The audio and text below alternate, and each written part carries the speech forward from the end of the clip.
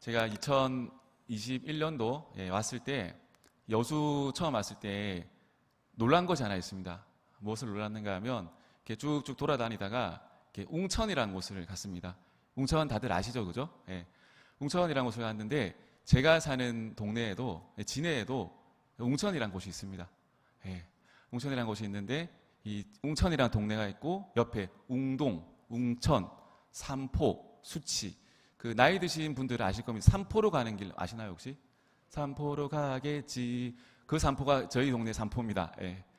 예, 삼포입니다. 삼포인데 그 어릴 때 중학교 때 이제 반 배정을 받고 나면 이제 아이들이 관심사가 있습니다. 그 뭐가 있냐면 한 반에 웅천, 웅동, 수치, 삼포, 명동도 있거든요. 시내. 예. 이런 동네에 사는 친구들이 한 반에 몇 명 있는지 이렇게 살짝 알아내는 것이 하나의 재미였습니다. 다 촌놈인데 그 촌 안에서도 나눠지는 거예요. 그러니까 저희 때는 그때 아이들이 웅천, 웅동, 수치, 삼포, 장천 이런 동네에서 오면 학교 와가지고 그 동네에서 왔다고 절대 말하지 않습니다. 절대 말하지 않습니다. 그럼 우리가 어떻게 하는가 하면 그 동네만 들어가는 버스가 따로 있습니다. 주 노선이 있고 이제 부 노선이 있는데 그 친구들이 그 버스를 타고 가는 모습을 보면서 다음날 아이들이 야 3반에 누구누구가 웅천 가더라 웅동 가더라 하면 애들이 짓궂어가지고 이제 반에 와가지고 막 놀렸습니다. 야 웅천, 야 웅동, 야 삼포, 수치.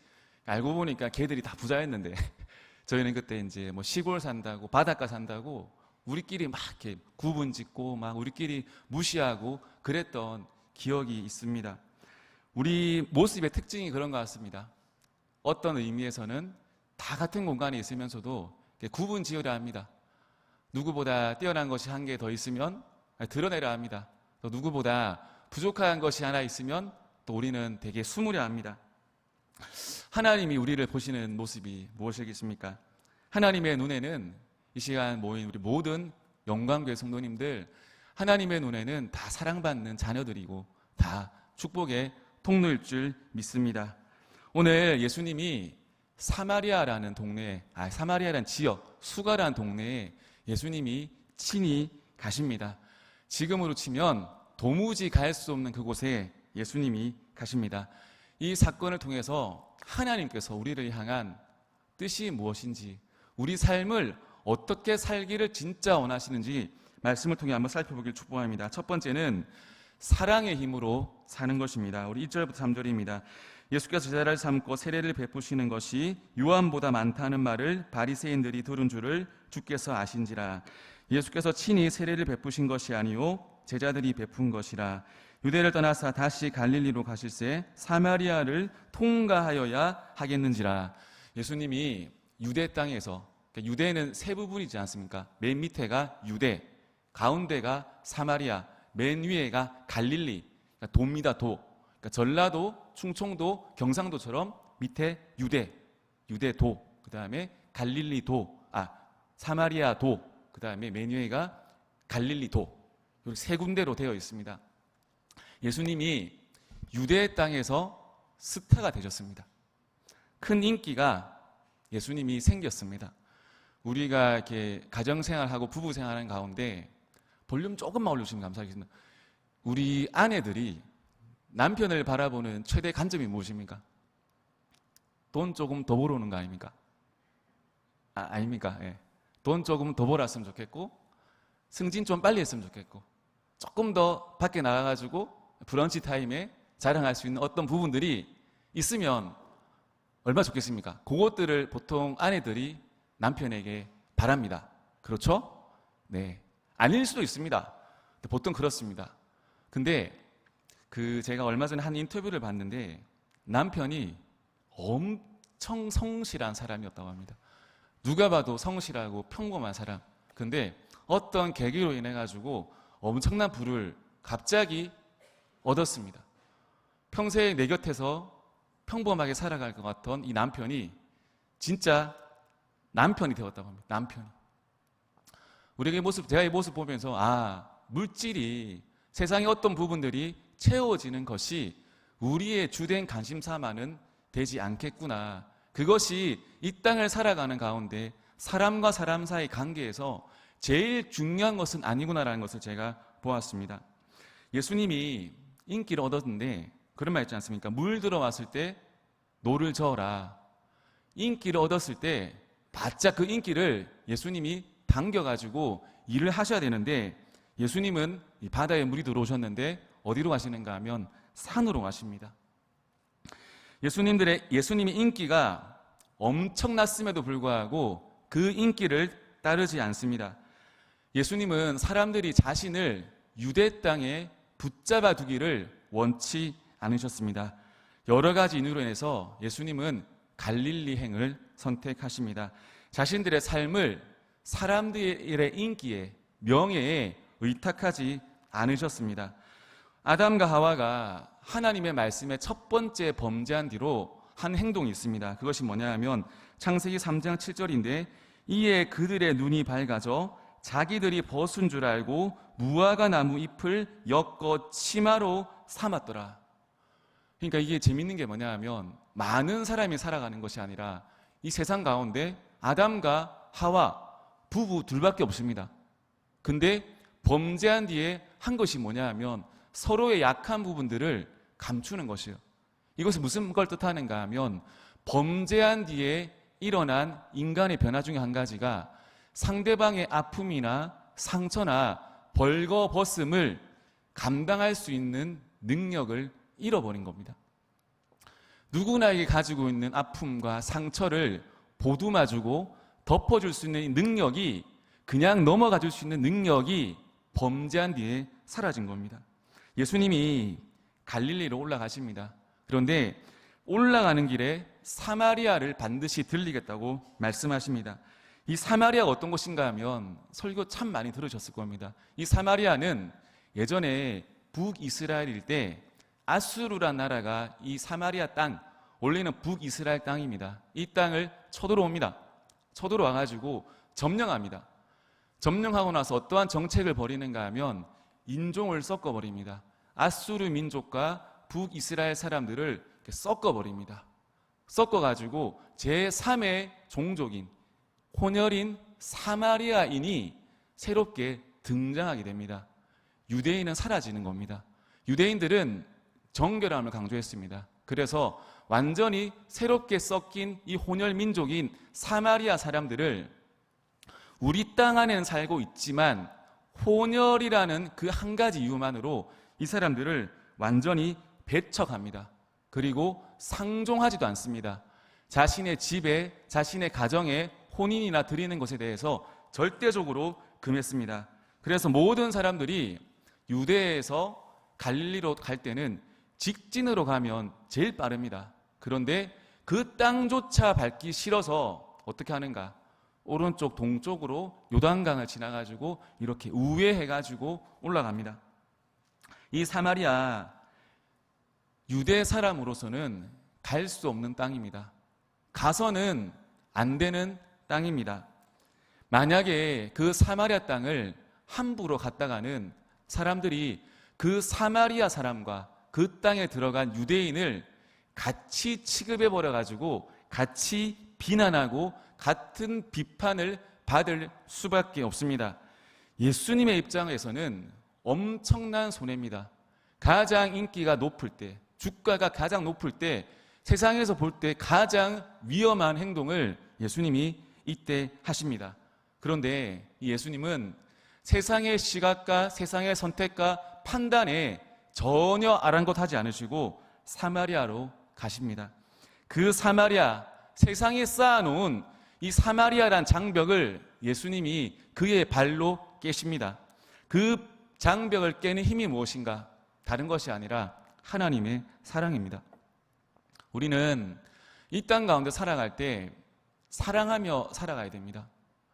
우리 인생 가운데 물질이 필요한 거 맞습니다. 건강이 필요한 거 맞습니다.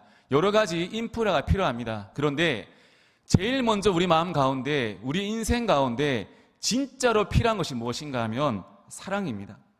사랑하게 되면 모든 것이 다 해결할 수 있습니다. 사랑하게 되면 품을 수 있습니다. 사랑하게 되면요, 이해할 수 있습니다. 사랑하게 되면 내 육체의 한계를 뛰어넘을 수 있습니다. 사랑하게 되면 세상 사람들이 세워놓은 편견과 의견과 모든 것들을 다 극복할 수 있습니다. 사랑하게 되면, 아멘은 아무도 안 하시네요. 그죠? 예. 이렇게 제가 신호를 이렇게 드립니까? 이렇게. 사랑하게 되면 건강해집니다. 사랑하게 되면 풍성해집니다. 사랑하게 되면 우리 안에 기쁨이 넘치게 됩니다. 그래서 우리는 사랑하며 살아야 됩니다. 예수님을 믿는다는 것은 무엇인가 하면 사랑의 가장 높은 롤 모델인 예수님을 바라보며 살아가는 겁니다. 아, 예수님이 보여준 사랑이 요거구나. 왜? 우리들은 사랑하는 법을 잘 모릅니다. 사랑하는 법을 잘 배울 수 없습니다. 그런데 말씀을 통해서 우리는 사랑이 무엇인가를 볼 수 있습니다. 우리 인생 가운데 사랑이 없으면 어떤 인생을 살아갈 수밖에 없는가 하면 매일 핑계대는 인생을 살아갈 수밖에 없습니다. 사랑하게 되면 감당할 수 있습니다. 사랑하게 되면 충분히 상대방의 짐 또한 내가 짊어질 수 있습니다. 그런데 사랑하지 않으면 언제나 비판의 중심이 어디에 서는가 하면 상대에게 가게 됩니다. 그래서 내 인생도 망가지고 상대방도 망가지고 공동체도 다 망가지게 되어 있습니다. 그런데 사랑하는 마음을 가정에서 한 사람이라도 품는다면 그 가정은 살아갈 수 있습니다. 그 공동체는 사랑하는 사람, 마음속에 품을 수 있는 사람이 한 사람이라도 있다면 그 공동체는 부흥할 수 있습니다. 아멘. 저는 우리의 심령도 마음도 육체도 저는 마찬가지라고 생각합니다. 세상은 우리를 사랑하지 못하게 만듭니다. 우리 마음을, 심령을 딱딱하게 굳게 만들어 버립니다. 우리 모두가 아닌 척하지만 다 상처받은 마음들이 있습니다. 연약한 부분들이 있습니다. 절망에 있는 믿음이 있습니다. 이 마음을 깨는 유일한 힘이 무엇인가 하면 예수님의 사랑입니다. 예수님의 이름입니다. 그러면 예수님의 사랑은 무엇인가 하면 바로 예수님을 믿는 성도들의 삶 가운데서 나타나는 섬김과 사랑일 줄 믿습니다. 사랑하는 성도님들, 예수님은 세상이 씌워놓은 장벽에 굴복하지 않으시고 사랑의 마음에 따라, 사랑의 발걸음에 따라 그의 발걸음을 움직이십니다. 우리 삶 가운데도 우리가 밟아야 되는 사마리아가 있을 줄 믿습니다. 세상의 편견에, 세상의 시각에 그냥 나는 안 돼, 나는 이런 문제가 있기 때문에, 이런 상황 때문에 나는 안 될 거야, 그것이 아니라 하나님이 나에게 주신 이 힘, 능력 가지고 어떠한 어려움이 있더라도, 어떠한 장벽이 있더라도 그것을 깨부수시고 믿음의 길로 나아가시는 우리 영광교선 되시를 예수님의 이름으로 축복합니다. 두 번째는 세상의 장벽을 깨야 됩니다. 우리 7절부터 10절입니다. 사마리아 여자 한 사람이 물을 기르러 왔음에 예수께서 물을 좀 달라 하시니 이는 제자들이 먹을 것을 사러 그 동네에 들어갔음이로라. 사마리아 여자가 이르되 당신은 유대인으로서 어찌하여 사마리아 여자인 나에게 물을 달라 하나이까 하니 이는 유대인이 사마리아인과 상종하지 아니함이로라. 예수께서 대답하여 이르시되 내가 만일 하나님의 선물과 또 내게 물 좀 달라 하는 이가 누구인 줄 알았더라면 내가 그에게 구하였을 것이요 그가 생수를 내게 주었으리라. 사마리아 여자의 이 여인의 인생에 예수님이 치고 들어오시는데 그냥 치고 들어오시는 게 아니라 어느 날 갑자기 내가 사람들의 눈을 피해 그 정오 땡볕에 그 사람들의 눈을 피해 부끄러워서 아무도 없을 그때에 물을 기르러 왔을 때 내 인생 가장 부끄럽다, 내 인생 가장 초라하다 느껴질 그때에 누가 오시는가 하면 예수님이 찾아오십니다. 우리 인생 가운데 절망의 순간이라고 보여지는 때가 있습니다. 그때는 어떤 때인가 하면 예수님이 우리를 만나주시는 때입니다. 세상은 저 사람 넘어지네, 저 사람 힘들겠다, 맞습니다. 그런데 영적인 세계에서는 무엇이 벌어지는가 하면 우리 이름이, 우리의 의가, 우리의 어떠한 부분들이 무너질 때 이때 진짜 기뻐야 됩니다. 왜 그런가 하면 그때에 진짜 예수님이 우리 가운데 찾아오시기 때문입니다. 아멘. 그래서 우리는 기쁘고 즐거울 때는 마음껏 찬양하고 마음껏 기도하고 마음껏 감사하고, 때로는 우리 삶 가운데 어려운 부분들, 힘든 일이 있을 때는 기대해야 됩니다. 그때 예수님이 찾아오십니다. 우리 살아가다 보면은 참 많은 일들을 겪을 수 있거든요. 믿는 자들 가운데 엄청난 폭풍우들이 있습니다. 개인의 잘못이든 타인의 잘못이든 그거와 아무 상관없이 믿는 자들에게는 힘든 일들이 항상 있습니다. 그런데 믿지 않는 자들과 믿는 자들의 차이는 무엇인가 하면 믿는 자들의 마음인 거예요. 믿는 자들의 마음 가운데는 언제나 기댈 분이 있는 거예요. 기댈 분이 있는 거예요. 사람들이 누군가가 내 마음을 참 알아주면 감사하겠죠. 근데 알아주지 못한다더라도 누가 우리 가운데 계시는가 하면 예수님이 우리 가운데 찾아오시는 그때가 요때입니다. 우리가 이 말씀 볼 때 먼저 보아야 될 것이 5절, 6절입니다. 이 만남 앞에서 이 말씀이 나오거든요. 5절, 6절 보시면 사마리아에 있는 수가라는 동네에 이르시니 야곱이 그 아들 요셉에게 준 땅이 가깝고 거기 또 야곱의 우물이 있더라. 예수께서 길 가시다가 피곤하여 우물 곁에 그대로 앉으시니 때가 6시쯤 되었더라. 성경은 이 사람들의 입속에서 저주받은 땅, 이 사마리아 땅을 이렇게 말합니다.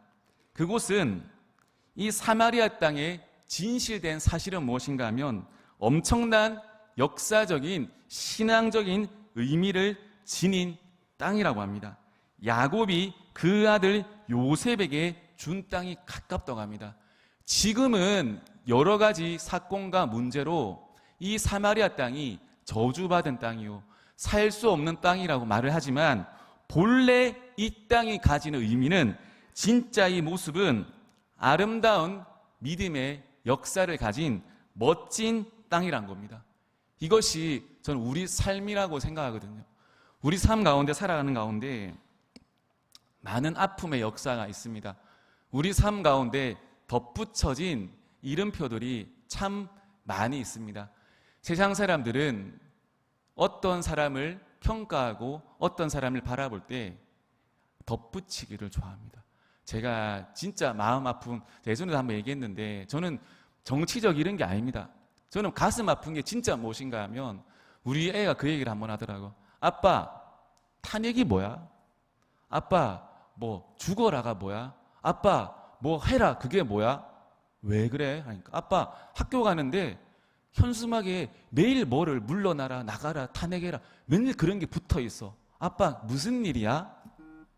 아니야, 별거 아니야, 어른들의 이야기야. 아니야, 괜찮아. 근데 어른으로서 마음이 아픈 거야. 왜? 그런 모습들은 안 보여주면 참 좋을 것 같은데. 근데 정치하는 사람들, 이 위정자들은 사람들의 심령에 관심이 없는 거야. 일단 사람들의 마음을 끌고 자극적인 것들을 이렇게 쏟아내는 거예요. 마음이 너무 아픈 겁니다. 저는 우리 인생도 마찬가지라고 생각합니다. 우리의 아름다운 하나님을 사랑받는 백성이라는 이 정체성 위에 세상이 많은 이름표를 덧붙입니다. 너 실패했지, 너 죄지었지, 너 잘못했지, 너 죄지었지. 여기서 많은 사람들이 벗어나지 못합니다. 절망합니다. 스트레스를 받고 하던 것들을 모두 그만두고 사명을 잃어버리게 됩니다. 그런데 예수님은 모든 그 당시에 가장 악한 이름표가 붙은 그 사마리아 여자, 사마리아에 사는 것도 괴로운데 당시에 여자라는 타이틀이, 지금은 여기 애를 놓으면, 그죠? 예. 아들 놓으면 우신다 하더라고, 이렇게. 내 딸 놓으면 이렇게 연금이라 하더라고, 이렇게 딸은. 예. 지금은 딸딸하지만 그 당시만 해도 여자라는 이 신분이 엄청 비참한 신분이었다고 합니다. 유대인의 기도가 있다고 하죠. 내가 이방인으로 태어나지 않아서 감사합니다. 내가 노예로 태어나지 않아서 감사합니다. 내가 여자로 태어나지 않아서 감사합니다. 그 정도로 당시에는 사마리아, 이 여자라는 이 신분이 너무나도 비참했습니다. 이 인생 가운데 이 짊어진 두 가지 이 사실 때문에 이 여자는 아무런 능력 있는 삶을 살지 못합니다. 그런데 이런 여인에게 예수님이 찾아가십니다.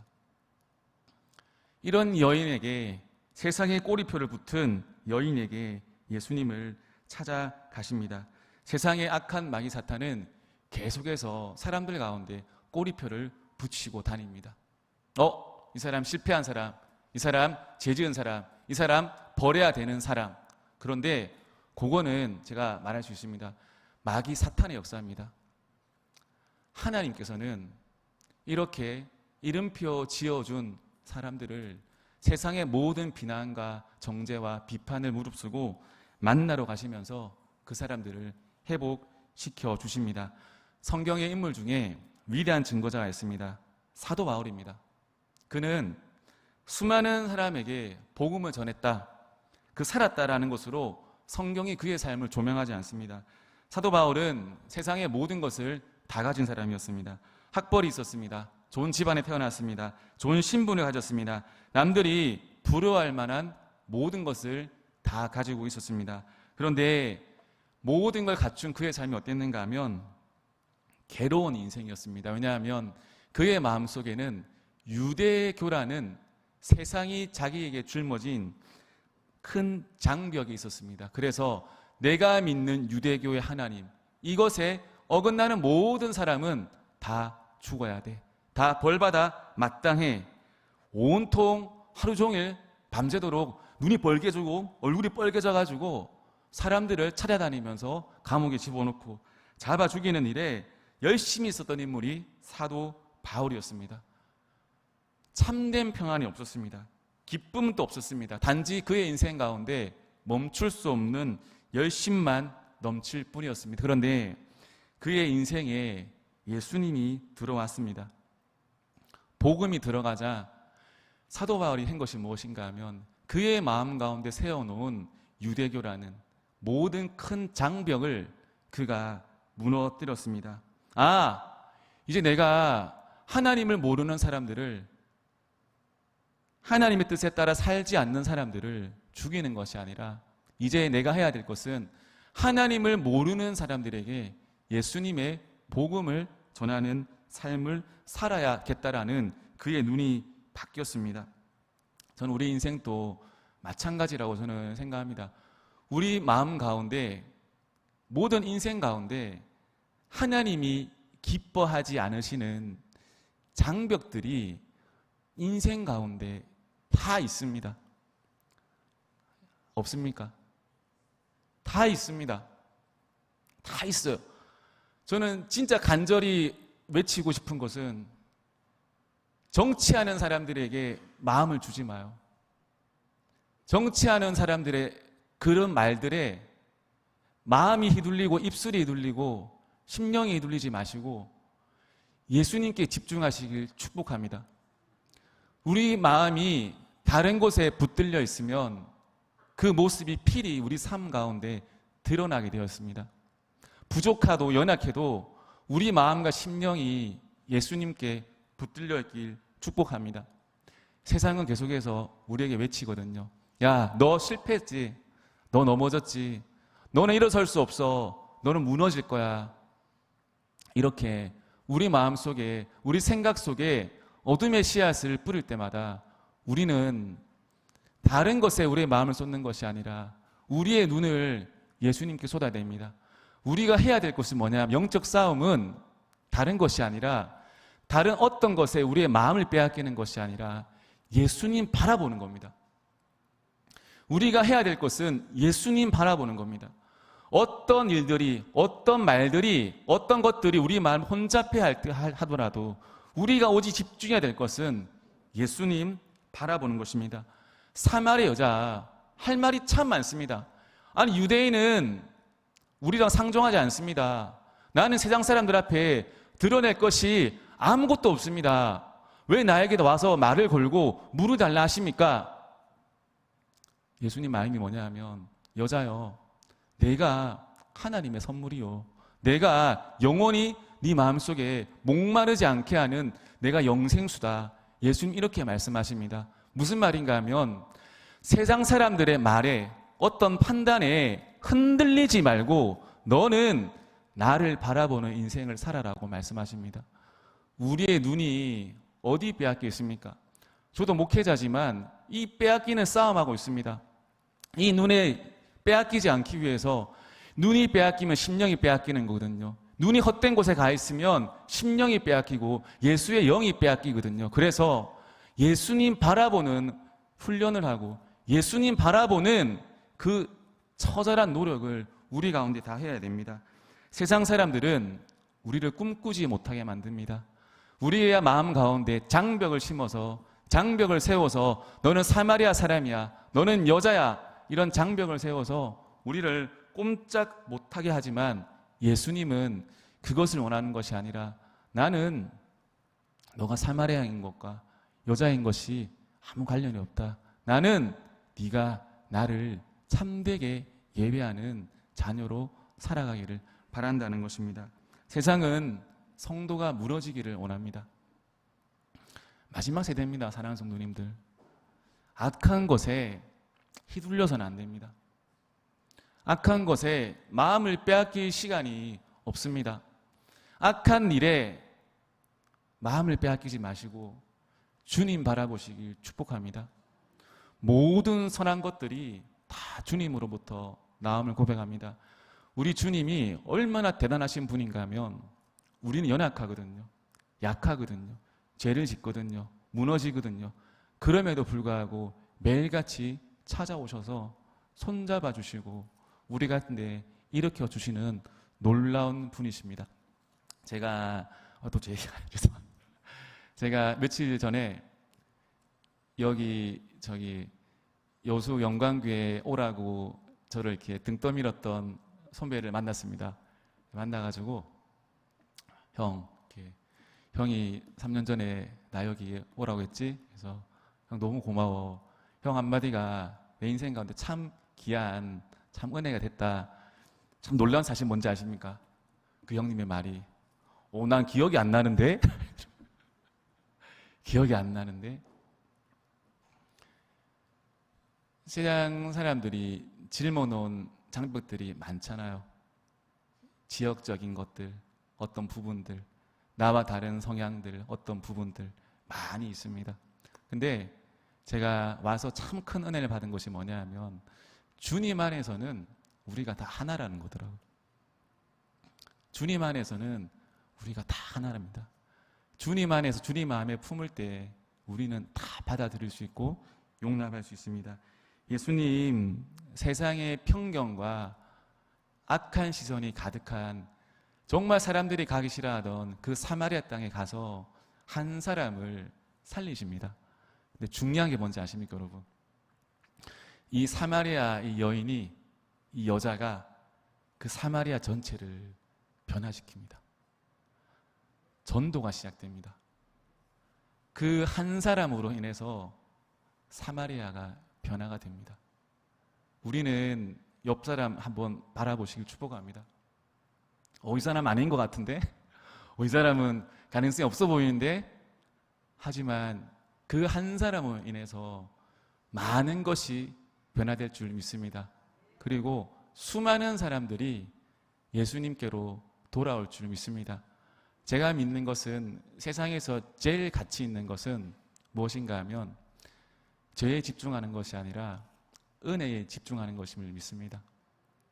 은혜에 집중하고 회복에 집중하고 살리는 것에 집중할 때 우리가 할 수 없는 놀라운 일들이 우리 가정 가운데, 우리 자녀들 가운데, 또 우리 사랑하는 우리 영광교회 모든 성도님들 각각 공동체 가운데 일어날 줄 믿습니다. 예수님처럼 우리 가기 싫고 우리 본능이 이끄는 대로가 아니라 하나님의 말씀이 이끌리는 대로 그 삶을 살아가시기를 예수님 이름으로 축복합니다.